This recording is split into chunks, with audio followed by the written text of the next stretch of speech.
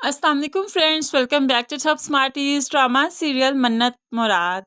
आखिरकार मन्नत और मुराद की शादी तो हो गई, लेकिन कुछ रस्में बाकी हैं। शादी के बाद दुल्हन अपने मेके जाती है अपने शोहर के साथ, लेकिन यहाँ पर मुराद पिस कर रह गया। अगर वो मेके जाकर मन्नत के साथ रहता है तो माँ नाराज़ हो जाएगी, अगर नहीं जाता तो बीवी नाराज़ हो जाएगी। ऐसे में सबूही की जब कॉल आती है मन्नत को, तो वो बताने लगी कल आऊँगी तुम्हें लेने, तैयार रहना। तो यहाँ पर मन्नत कहने लगी ठीक है, मुराद को भी बता दूंगी, हम लोग रेडी रहेंगे, कुछ दिन मैं वहीं पर रुकूंगी। अब यहाँ पर फ़ोन करते करते एकदम से मन्नत को लगा जैसे दरवाजे के पीछे कोई बातें सुन रहा है, इसलिए बहुत ही हैरान हो गई। आगे बढ़कर जल्दी से दरवाज़ा खोला तो सास साहिबा नीचे गिर गई। मन्नत तो ये देखकर हैरान रह गई कि ये मेरी बातें क्यों सुन रही थी, लेकिन यहाँ पर सास चीखने लगी, चिल्लाने लगी कि बेटियां फ़ौरन से पहले ऊपर आ जाती हैं। माँ को मन्नत के बेड पर बिठाया। माँ की तो कमर में चोट आ चुकी थी, हड्डियाँ जो बूढ़ी हो चुकी हैं, इसीलिए वो अब टूटने लगी थी।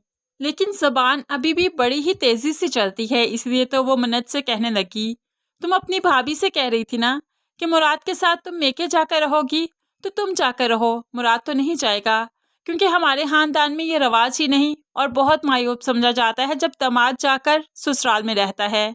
ऐसे में उसने मन्नत को साफ इनकार कर दिया कि मुराद उसके साथ नहीं जाएगा, तो मन्नत को बहुत गुस्सा आया क्योंकि मुराद उसके साथ नहीं जा रहा था। ऐसे में अगले दिन भाभी अपने छोटे देवर के साथ मन्नत को लेने आ जाती है। भाभी तो ऊपर मन्नत के कमरे में चली गई, लेकिन निकी अब छोटे देवर के आस पास घूमने लगी, उसको चाय पिलाने लगी। अब यहाँ पर भाभी देखकर बहुत परेशान है, मन्नत तुम 2-3 दिन के लिए जा रही हो, इतनी पैकिंग क्यों कर रही हो? तो यहाँ पर मन्नत बता देती है, अगर मुराद के साथ जाऊंगी तो 2-3 दिन के लिए जाऊंगी, वरना वापस नहीं आऊंगी। तो भाभी हैरानगी से पूछने लगी, क्या मुराद नहीं जा रहा? तो यहाँ पर मन्नत का मूड बहुत ही ऑफ था, तो भाभी फिर समझ ही जाती है। वो मुराद से भी बात करती हैं, लेकिन मुराद कहने लगा कि वो नहीं जा पाएगा क्योंकि उसकी माँ नहीं चाहती।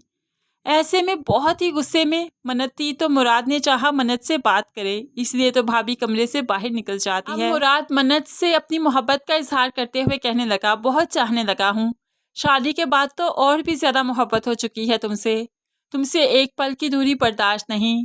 अपने दिल पर उसका हाथ रखता है और कहने लगा, ये देखो, जैसे जैसे तुम जा रही हो मेरा दिल और ज़ोरों से धड़क रहा है, तुम्हारा दूर जाना मुझसे बर्दाश्त नहीं हो रहा। तो मन्नत के तो दिल में जैसे कोई जज्बात नहीं, बहुत ही गुस्से से खड़ी थी और यहाँ पर उसके हाथ को झटकते हुए चली जाती है। मुराद ऊपर से उसको देखता रहा और मन्नत गाड़ी में बैठकर चली गई बहुत गुस्से में।